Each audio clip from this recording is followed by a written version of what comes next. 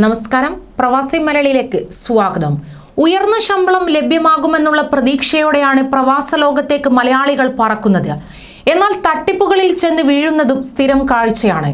വൻ ശമ്പളം വാഗ്ദാനം ചെയ്ത് വിവിധ ഏജൻസികൾ നാട്ടിൽ നിന്ന് കൊണ്ടുവന്ന നഴ്സുമാർ ജോലി പോലും കിട്ടാതെ വിവിധയിടങ്ങളിൽ കുടുങ്ങിയതായി പരാതികൾ ഉയരുകയാണ്. വിവിധ ആശുപത്രികളുടെ പേരിൽ വിസ അടക്കമുള്ളതിനായി 2.5 ലക്ഷം മുതൽ 4 ലക്ഷം രൂപ ഈടാക്കിയുമാണ് വിവിധ ബാച്ചുകളായി നഴ്സുമാരെ കൊണ്ടുവന്നിരിക്കുന്നത്. എത്ര പേരാണ് തട്ടിപ്പിന് ഇരയായത് എന്നതിന് ഒരു കണക്കുമില്ല. മാത്രമല്ല, പണം തിരിച്ചു കൊടുക്കാനും പല ഏജൻസികൾക്കും മടിയുള്ളതായും ചിലരുടെ വീടുകളിൽ ചില ഏജന്റുമാർ ഭീഷണി മുഴക്കിയതായും പരാതികൾ ഉയരുന്നു. വടക്കൻ എമിറേറ്റിൽ ഒരു കേന്ദ്രത്തിൽ മാത്രം പുരുഷന്മാരും സ്ത്രീകളും ഉൾപ്പെടെ 42 പേർ കുടുങ്ങിക്കിടക്കുന്നതായി വിവരങ്ങൾ പുറത്തു വന്നു. താമസത്തിനും ഭക്ഷണത്തിനും ഒന്നും പ്രശ്നമില്ലെങ്കിലും വാഗ്ദാനം ചെയ്ത ജോലി ലഭിക്കാത്തതാണ് അവരെ ബാധിക്കുന്ന പ്രശ്നമെന്നും കുടുങ്ങിയവർ പറയുന്നു. മാർച്ച് 9-നായിരുന്നു ഒരു സംഘം എത്തിയത്. വിശ്വാസയോഗ്യമായ രീതിയിലായിരുന്നു എറണാകുളത്തെ ഏജൻസി പെരുമാറിയതെന്നും അതിനാൽ പണം നൽകാൻ മടിച്ചില്ലെന്നും പേര് വെളിപ്പെടുത്താൻ ആഗ്രഹിക്കാത്ത യുവതി വ്യക്തമാക്കി. 2.5 ലക്ഷം രൂപയാണ് നൽകിയത്. തനിക്കൊപ്പം താമസിക്കുന്ന മറ്റൊരു യുവതി 4 ലക്ഷമാണ് നൽകിയത്. എന്നാൽ ഇതുവരെ ജോലി ലഭിച്ചിട്ടില്ല.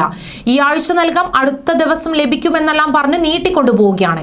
നാട്ടിലെ ഏജൻസിയുമായി ബന്ധപ്പെട്ടപ്പോൾ കുറച്ച് പണം നൽകാമെന്ന് സമ്മതിച്ചിരിക്കുന്നു.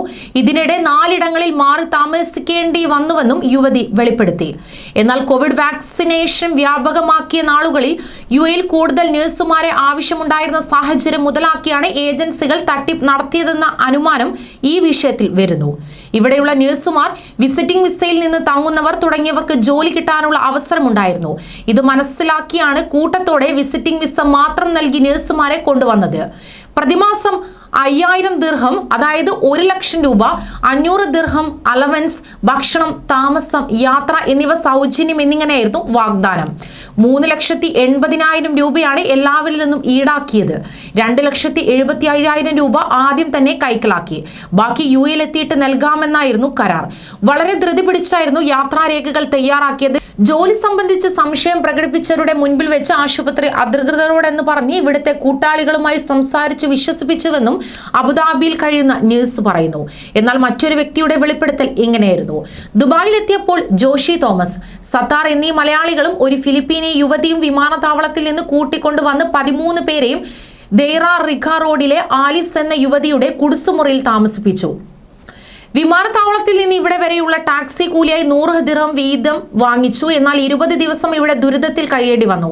ഇത്രയും ദിവസത്തെ 2 നേരം ലഭിച്ച നിലവാരമില്ലാത്ത ഭക്ഷണത്തിന് ഒരാളിൽ നിന്ന് 600 ദിർഹം വീതം വാങ്ങിച്ചു.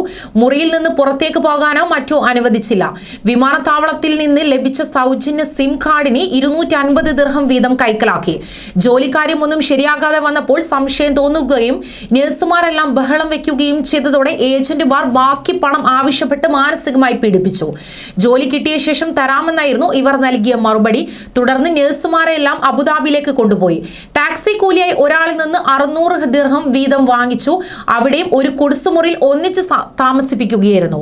ദിവസങ്ങൾ കടന്നുപോയെങ്കിലും ജോലിയൊന്നും ലഭിക്കാത്തപ്പോൾ നഴ്സുമാർ പരിചയക്കാരോടും മറ്റും സംസാരിച്ച് യാഥാർത്ഥ്യങ്ങൾ മനസ്സിലാക്കുകയും സ്വയം ജോലി കണ്ടെത്തുകയുമായിരുന്നു.